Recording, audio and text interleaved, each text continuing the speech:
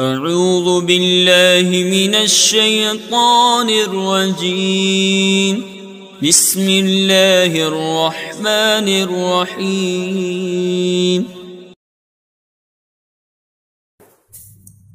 بسم اللہ الرحمن الرحیم۔ میں محمد خورشید انور نظامی، استاذ دارالعلوم غریب نواز مرزا غالب روڈ، الہ آباد، پریاگراج۔ میں فن منطق کی کتاب جواہر المنطق کا درس دینے جا رہا ہوں۔ طلبہ بغور سماعت کریں۔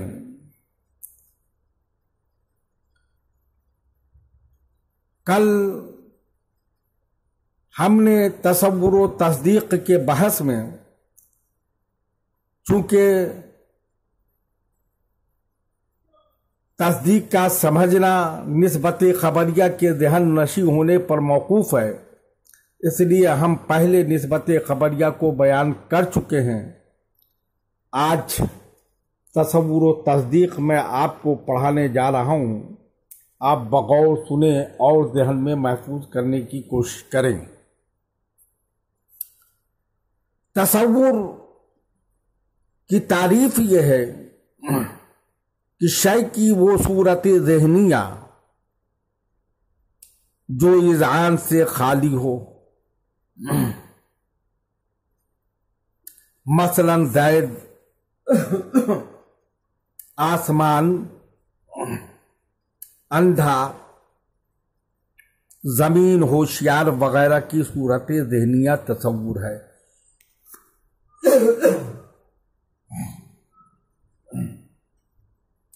تصدیق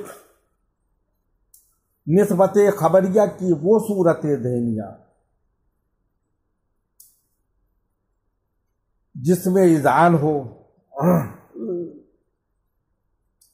جیسے زمین گول ہے۔ زمین گول ہے کی نسبت خبریہ کی صورت ذہنیہ اذعانیہ تصدیق ہے۔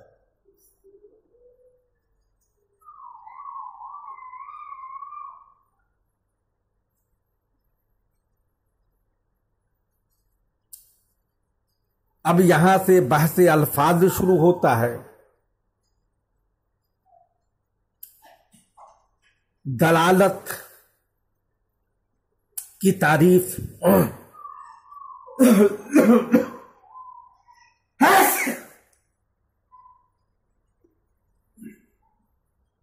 دلالت کسی چیز کا اس طرح ہونا کہ اس کے جاننے سے دوسری چیز کا جاننا لازم ہے۔ پہلی چیز کو دال اور دوسری چیز کو مدلول کہتے ہیں۔ جیسے دھوئیں کے علم سے آگ کے وجود کا علم ہوتا ہے، دھوپ دیکھ کر طلوع آفتاب کا علم ہوتا ہے، تو دھواں دھوپ دال اور آگ آفتاب مدلول ہے۔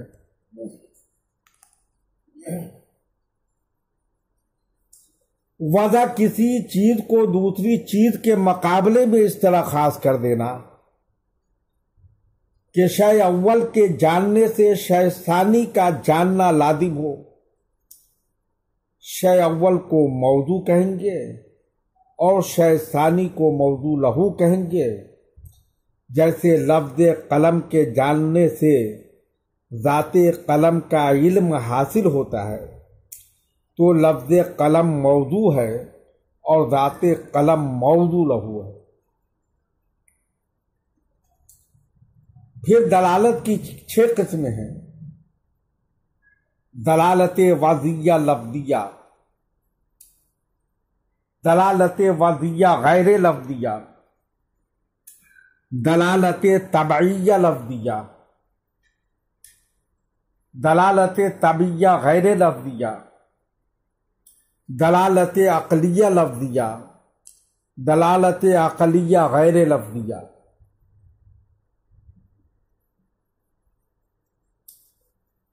دلالت وضعیہ لفظیہ किसी लफ्ज का वजह की वजह से अपने माना को बताना, जैसे जैद की दलालत अपने मुसम्मा यानी ज़ाते जैद पर। इस दलालत में लफ्ज जैद को मौजू और ज़ाते जैद को मौजू लहू कहेंगे।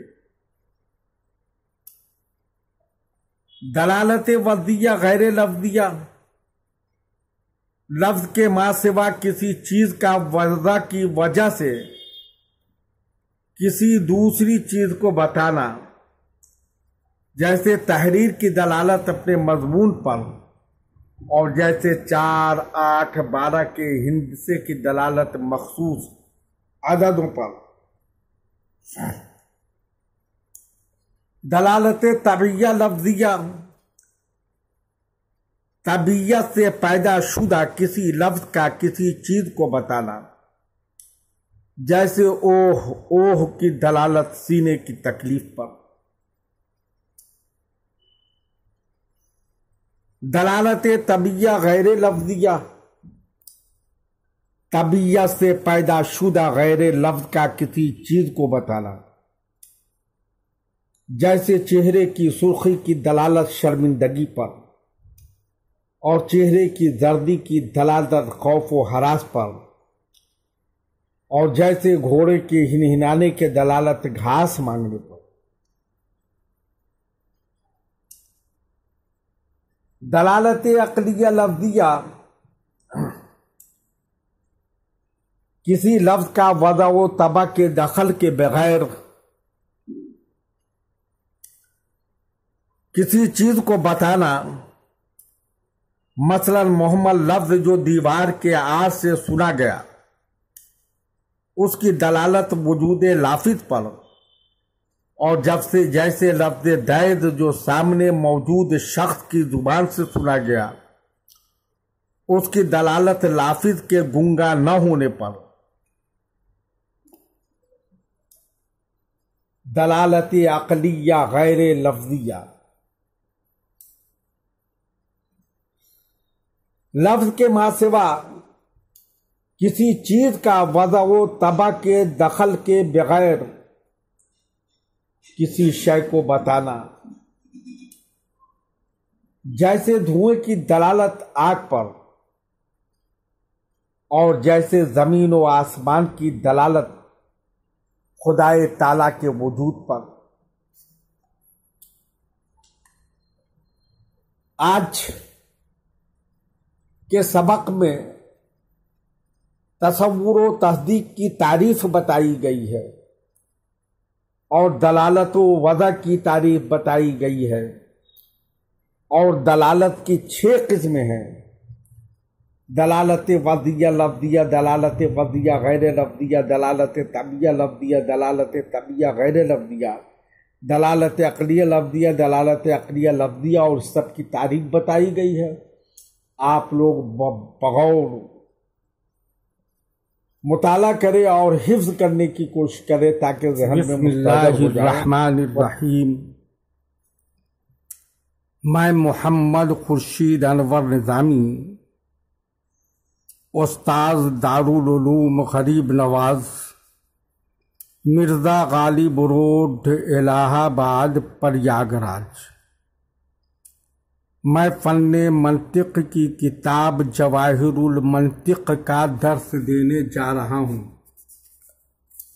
तलबा बगौर समाअत करें और ज़हन में महफूज रखने की कोशिश करें। मैंने कल जो सबक पढ़ाया था वो मुफ़रद व मुरक्कब की तारीफ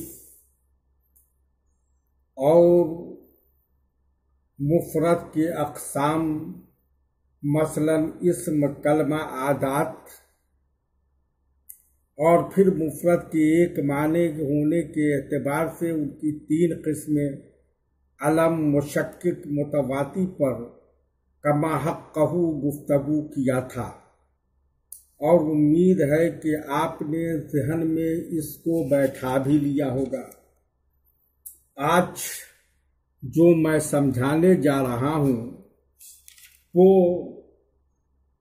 مفرد کے لیے متعدد معنی ہونے کے اعتبار سے بھی اس کی 4 قسمیں ہیں: مشترک، منقول، حقیقت، مجاز۔ آج اس پر گفتگو ہونی ہے۔ مشترک وہ مفرد ہے جس کے چند معنی ہوں اور ان کے آپس میں کوئی مناسبت نہ ہو،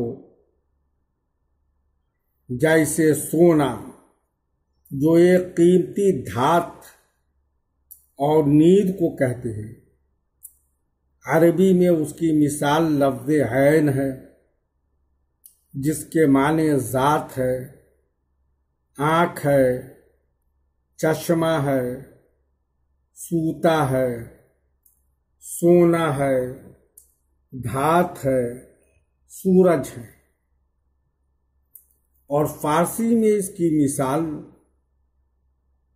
لفظ جہاں ہے جس کے معنی عالم ہے اور کودنے والا ہے، اور جیسے ہر، پھول، پھل وغیرہ وغیرہ۔ منقول وہ مفرد ہے جو پہلے ایک معنی کے لیے وضع کیا گیا ہو، پھر مناسبت کی وجہ سے دوسرے معنی میں استعمال ہو کر مشہور ہو گیا ہو اور پہلا معنی چھوڑ دیا گیا ہو، جیسے لفظ اسم۔ پھر منقول کی 3 قسمیں ہیں: منقول شرعی، منقول عرفی، منقول اصطلاحی۔ منقول شرعی وہ لفظ ہے جس کو ارباب شرع نے پہلے معنی سے دوسرے معنی کی طرف نقل کیا، جیسے لفظ مسجد، صلاۃ، صوم، نکاح، طلاق۔ منقول عرفی وہ لفظ ہے جس کو عام لوگوں نے پہلے معنی سے دوسرے معنی کی طرف نقل کیا، جیسے لفظ دابہ جو پہلے زمین پر رینگنے والے جانور کے لیے وضع ہوا تھا، پھر چوپایا کے لیے استعمال ہو کر اسی معنی میں مشہور ہو گیا۔ منقول اصطلاحی وہ لفظ ہے جس کو کسی خاص جماعت نے پہلے معنی سے دوسرے معنی کی طرف نقل کیا، جیسے لفظ اسم، فعل، حرف، مرکب، معرب، مبنی، جیسے لفظ مشکک، متواتی۔ حقیقت وہ لفظ ہے جو اپنے معنی موضوع لہو میں استعمال کیا جائے، جیسے لفظ شیر جب اس سے مراد وہ مشہور درندہ جانور ہو جو جنگلوں میں رہتا ہے اور جانوروں کو چیر پھاڑ کرتا ہے۔ مجاز وہ لفظ ہے جو اپنے معنی موضوع لہو کے غیر میں استعمال کیا جا سکے، جیسے لفظ شیر جب اس سے مراد بہادر انسان ہو۔ تمامی طلباء سے گزارش ہے کہ آپ مفرد کے متعدد معنی ہونے کے اعتبار سے جو 4 قسمیں ہیں، لفظ تو ایک ہے، معنی چند ہے، اس کو اچھی طرح ذہن میں محفوظ کر لیں، یعنی مشترک، منقول، حقیقت، مجاز مشترک منقول کی تعریف، منقول کی پھر 3 قسمیں، منقول شرعی، منقول عرفی، منقول اصطلاحی کو ازبر کر لیں اور حقیقت و مجاز کی بھی تعریف بحسن و خوبی یاد کر لیں، تاکہ آنے والے زمانے میں آپ کو مشترک و منقول، منقول شرعی، منقول عرفی، منقول اصطلاحی، حقیقت و مجاز کے سمجھنے میں دشواریاں نہ ہو۔ وتمم